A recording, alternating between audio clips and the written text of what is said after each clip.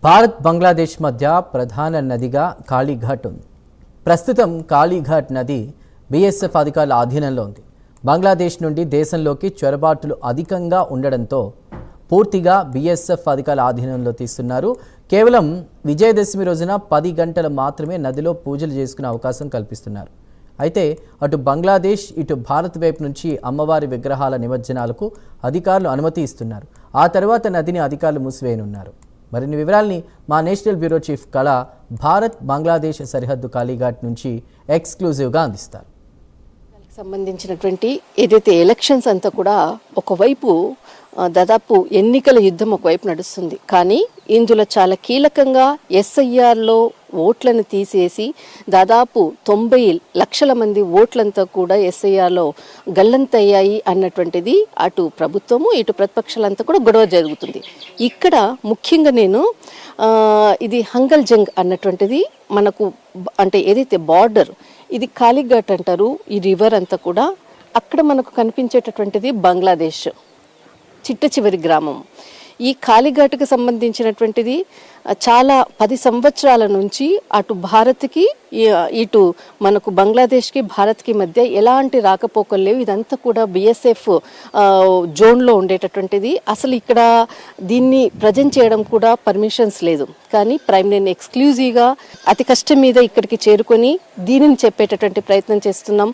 ముఖ్యంగా కాళీఘాట్ ఈ కాళీఘాట్ ఒక ప్రసిద్ధము. దాదాపు మనకు నవరాత్రు అంటే దుర్గా పూజ రోజు మాత్రమే అక్కడ బంగ్లాదేశ్లో ఉండేటటువంటి ఏదైతే నవరాత్రి అమ్మవారిని పూజ చేసిన తర్వాత విగ్రహాలను తీసుకొని వచ్చినప్పుడు మాత్రమే నదిలో ఏదైతే ఉత్సవ మూర్తులను తీసుకొని వచ్చి నదిలో పూజలు చేసేటటువంటిది మాత్రమే బిఎస్ఎఫ్ ఆధ్వర్యంలో ఇక్కడ భారత్ నుంచి అంటే మనకు ఇక్కడ ఈ గ్రామము ఈ చుట్టుపక్కల ఉండేటటువంటి ప్రాంతానికి లో ఉండేటటువంటి విగ్రహాలను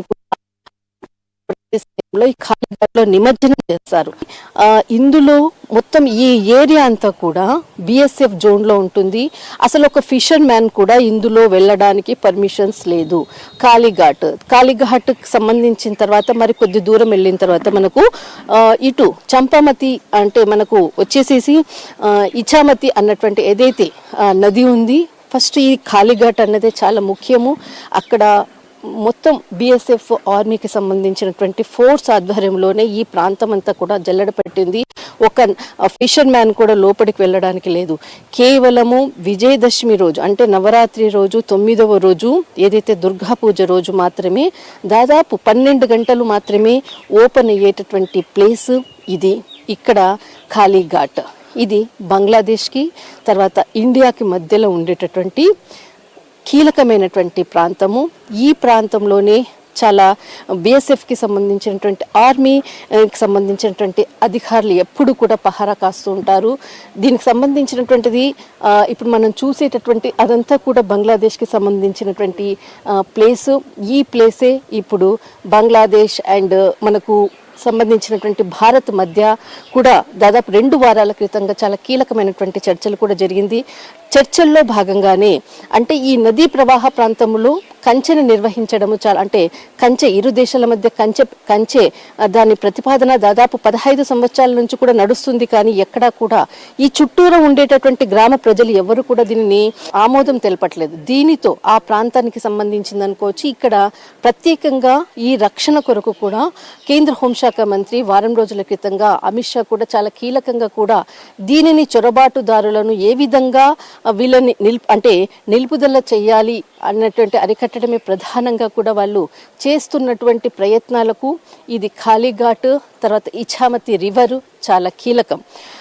ప్రస్తుతం మనము ఇక్కడ ఏదైతే ఫిషర్ మ్యాన్స్ అనుకోవచ్చు ఎవరు కూడా అటువైపు వెళ్లకుండా బంగ్లాదేశ్లో జరిగినటువంటి అల్లర్లు చాలా కీలకమైనటువంటి అల్లర్లు ఒకవైపు జరుగుతున్నాయి. అటువంటి సమయంలో కూడా ఇక్కడ వేల మంది సైనికులు కూడా పహారా కాసినటువంటిది. ఇప్పుడు కూడా ప్రజెంట్ మనకు పహారా కాసేది చాలా హంగల్ జంగ్ చాలా చివరి గ్రామము.